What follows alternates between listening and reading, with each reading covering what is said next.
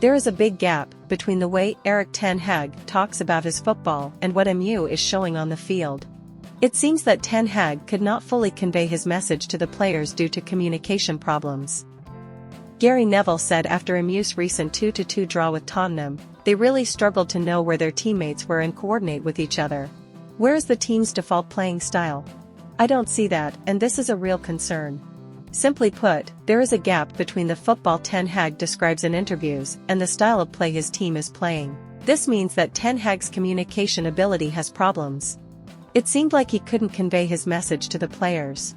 In fact, this has been noticed by many people since he was still leading Ajax. Peter Zwart, editor of Voetbal International, explains, initially, Ten Hag received a lot of criticism for its communication style. He is not considered a typical Ajax coach, because he comes from the east of the Netherlands and has a rather difficult accent. Best of all, he always talks about the same principles.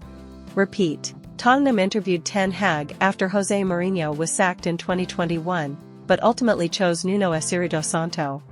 Later that season, it was reported that senior Spurs executives were concerned about Ten Hag's command of the English language and ability to communicate ideas.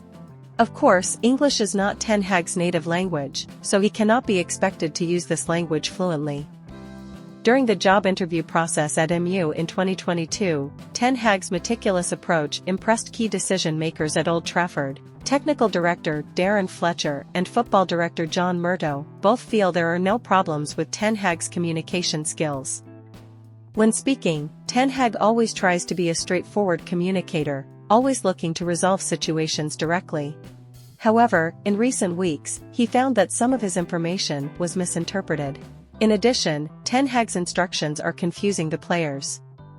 Ten Hag's fondness for tactical meetings, analyzing the squad as well as the opponent's strengths and weaknesses earned him praise in his first season in England, when MU finished third in the Premier League and won the League Cup.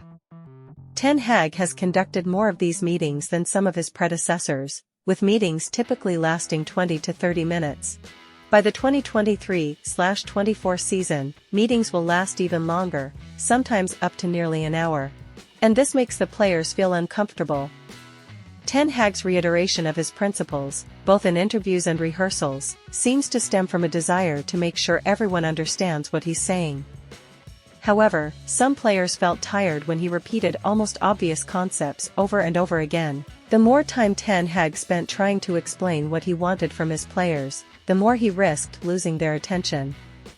Of course, not all communication is verbal, and part of a coach's success is the ability to convey messages to the team through instructions on the training field.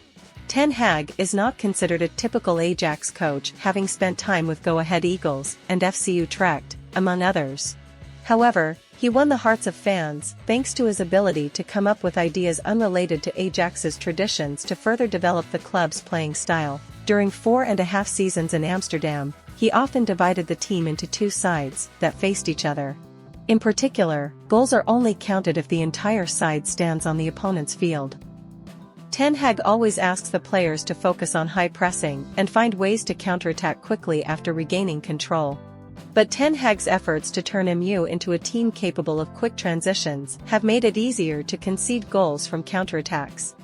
And the question is whether his message is conveyed to the players correctly. It should be noted that training sessions at Carrington are mainly led by assistant Van der Gag, with support from Steve McLaren, Benny McCarthy and Erik Ramsey.